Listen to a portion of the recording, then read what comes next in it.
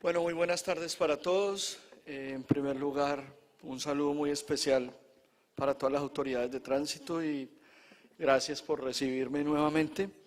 En acuerdo que hemos hecho con la Federación, con la doctora Sandra, y en aras de ser más efectivos, hemos acordado por la hora, por el tiempo, por los compromisos, que voy a robarles 10 minutos para hacerles mención a algunos temas, esbozo algunos temas que pretendía abordar en la intervención del día de hoy. Y vamos a abrir dos espacios virtuales para discutir a fondo dos temas que iban a ser objeto de mi intervención.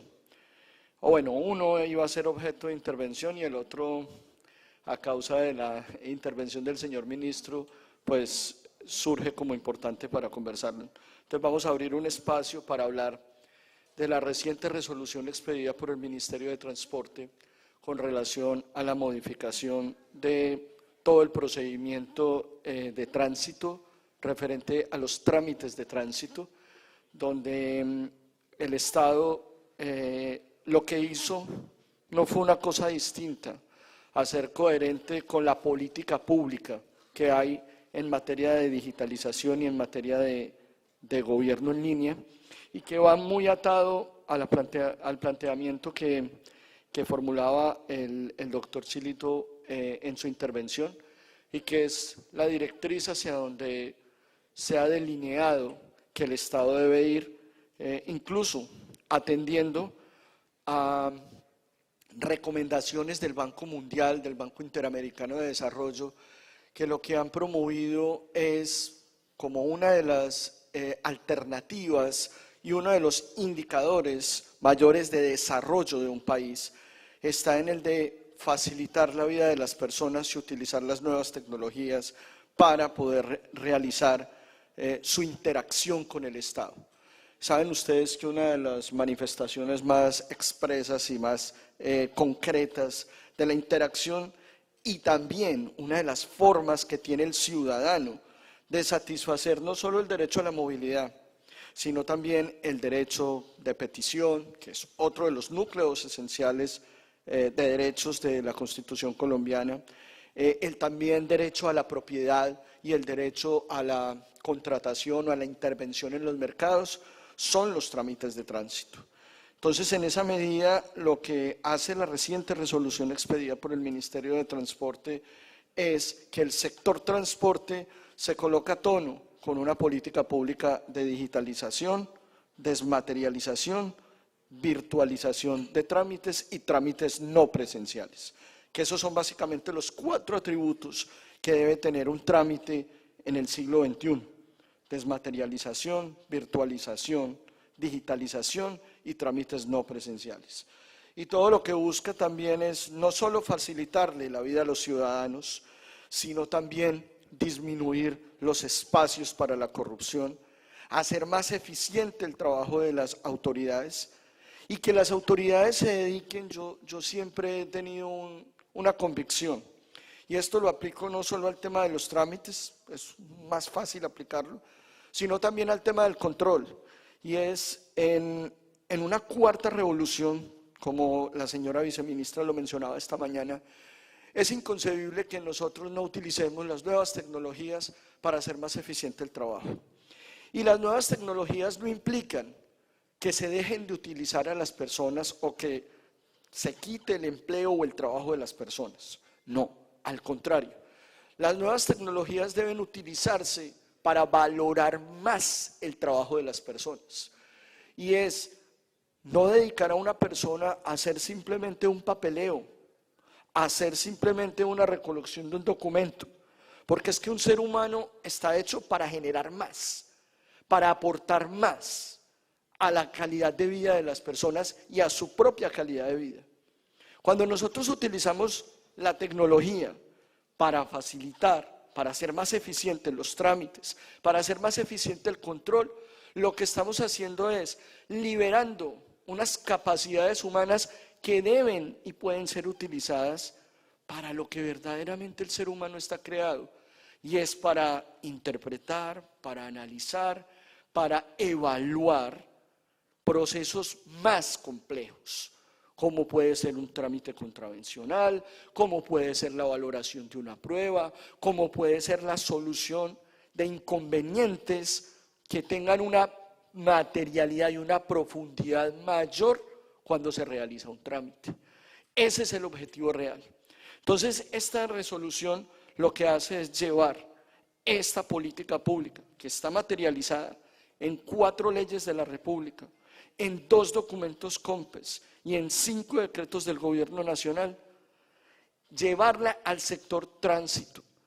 Ahora, tiene que haber una segunda fase, tiene que haber una segunda etapa, y es que eso también lo debemos llevar al transporte. Debemos lograr en el transporte también la desmaterialización y la virtualización de documentos tan simples como son la tarjeta de operación, por ejemplo. Pero vamos a ir caminando y dando pasos un poco lentos, como desafortunadamente todos lo sabemos que sean en el sector público, pero pasos seguros hacia ellos. Entonces, la idea es que vamos a abrir un espacio para que conversemos a fondo sobre esa resolución, para que podamos absolver diferentes inquietudes al respecto. Y obviamente un tema que el señor ministro esbozaba hace un momento y que todos sabemos que es una necesidad sentida. Y es una revisión, yo no diría si un nuevo código de tránsito, yo no diría si una reforma estructural, yo no diría si una reforma puntual, porque eso podría llegar a ser a priori e incluso sería irrespetuoso con la posición que cada una de las autoridades y de los actores tengan. Lo que sí es claro es que sí se hace necesario e indispensable una revisión del Código Nacional de Tránsito en diferentes aspectos. Primero que todo, es un código que va dirigido a los seres humanos. Y como va dirigido a los seres humanos, el ser humano es dinámico.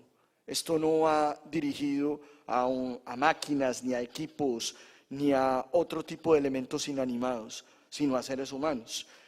Y atado a ello, seres humanos que utilizan elementos y utilizan tecnologías para poder satisfacer una necesidad.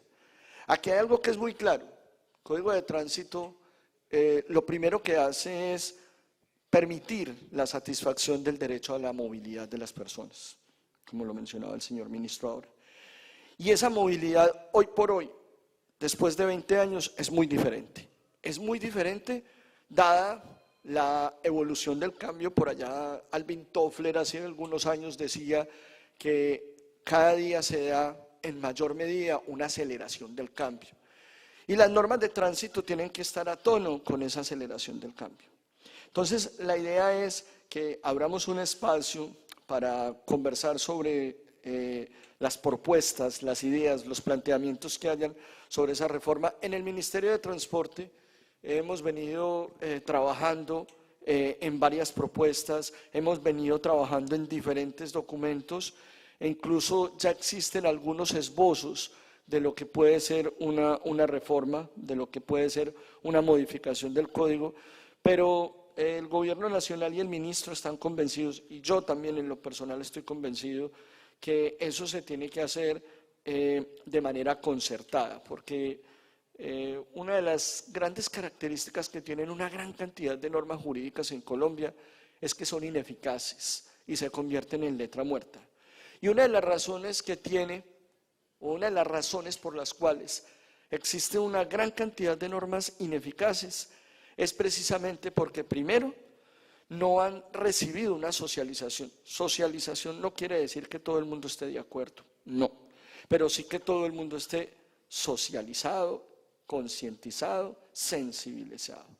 Y también que haya un proceso de construcción democrática de esas normas. Ha habido una gran modificación en la estructura y en la forma de crear las normas jurídicas en el mundo. Anteriormente las normas jurídicas salían de un despacho, salían de una oficina, pero estaban por allá alejadas de la realidad. Pero caía toda la fuerza coercitiva del Estado para hacerlas cumplir. Ahorita lo que ya nos hemos dado cuenta es que la fuerza coercitiva del Estado es insuficiente. Entonces sí se hace también importante que trabajemos en ese proceso de construcción sensible entre todos. Entonces, con el apoyo de la Federación y del CIMID, vamos a abrir ese espacio para que lo discutamos de acuerdo con lo que el señor ministro ahora mencionaba.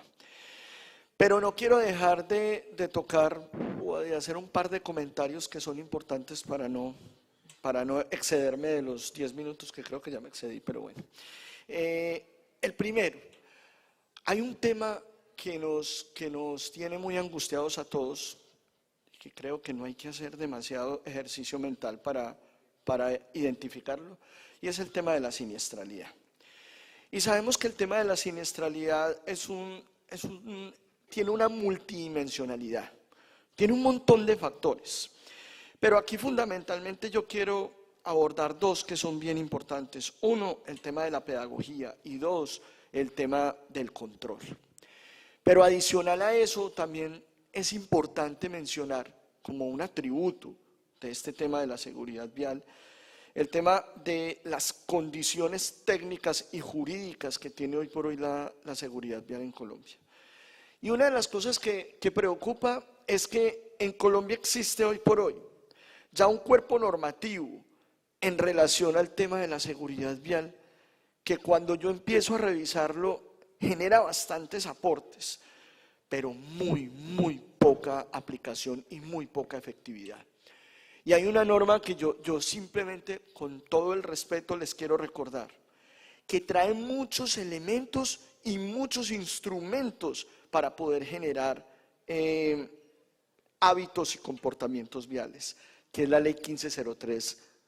Y esa ley 1503, ¿qué es lo que pasa? Claro, cuando a uno como funcionario público le dicen hay que tomar medidas para disminuir la siniestralidad, entonces se entiende que máximo, por ejemplo, las autoridades locales tienen 4 años.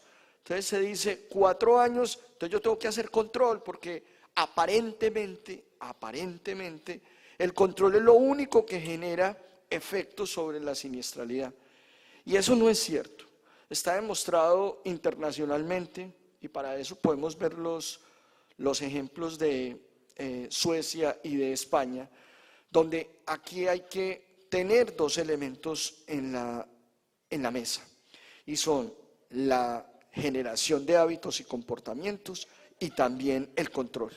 Por eso dicen por ahí que hay que ir caminando por la tierra sin olvidar nunca el horizonte que tenemos al frente. Yo creo que igual como uno aplica eso para la vida, tenemos que aplicarlo para la seguridad vial. ¿Qué quiere decir eso?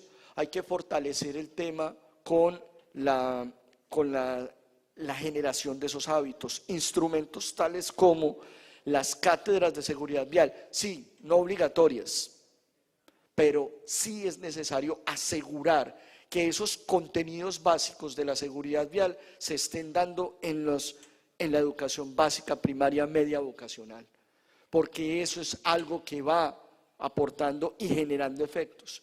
Y yo no quiero dejar de mencionar algo que me llamó mucho la atención ayer, y no he visto a la secretaria o al secretario para decirle. No sé si vieron la campaña que están haciendo en Neiva con el tema de las cebras. Quiero que lo revisen y lo vean porque me llamó poderosamente la atención. Me parece un mensaje muy fuerte, y las campañas son buenas siempre y cuando sean, como lo mencionan hoy por hoy las estrategias digitales, son cortas pero son contundentes. Entonces mi llamado es, utilicen esas herramientas que están ahí en la ley 1503, que no son pocas, son bastantes. Herramientas como por ejemplo los planes de seguridad vial para los expendios o las entidades encargadas de expendio o que realicen expendio de licores, por ejemplo. El tema de la tarjeta de compromiso con la seguridad vial, el tema de los planes estratégicos, que ha tenido unas vicisitudes que no lo han favorecido mucho, pero también es una herramienta importante para exigirle al sector privado.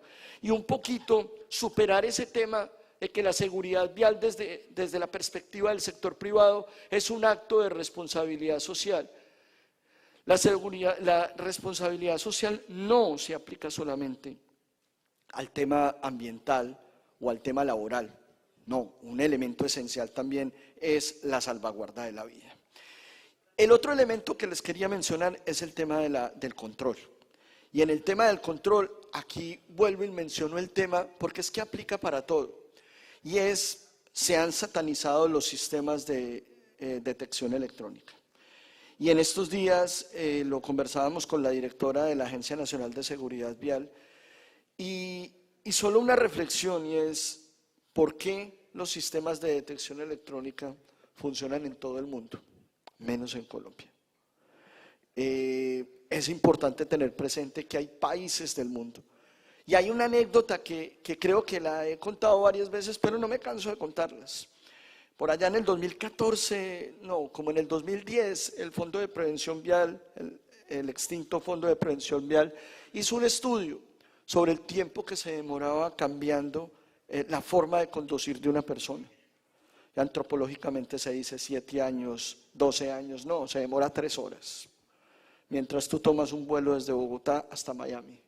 Porque cuando vas a Miami o vas a otro país donde sabes que hay control, hay un comportamiento perfecto. Pero ahí vuelvo al punto, por eso es fundamental todos los procesos de sensibilización y sobre todo en materia de control, la sensibilización es muy importante. No hacer control simplemente por control, porque sabemos que hoy por hoy, con la sociedad que tenemos, que es una sociedad desafortunadamente beligerante y no deliberante, y tenemos que hacer la transición hacia una sociedad deliberante, hay que hacer los controles, pero de manera sensible. De manera tal que hay muchas tareas, tenía, digamos, algunos otros temas por mencionarles. Aquí hay muchísimos, digamos, puntos que tocar y sobre todo en lo jurídico. Hay temas como, por ejemplo, la evolución del régimen contravencional de tránsito, que ha tenido algunos precedentes recientes por parte de la Corte Constitucional. Y hay un tema que no quiero que dejen de lado, y Aida Lucy lo mencionaba hace un momento. Aida Lucy me excusará por quitarle su condición de superintendente, pero primero que todo es amiga. Ese tema del régimen probatorio.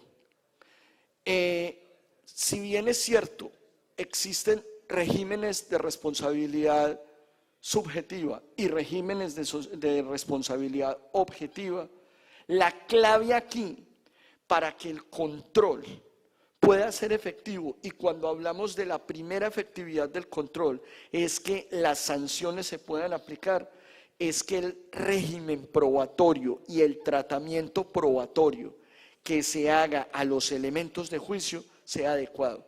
Y aquí hay algo que es muy claro. En Colombia existe un régimen de libertad probatoria. Aquí no existe tabla probatoria. Eso se abandonó en Colombia por allá desde el año 84.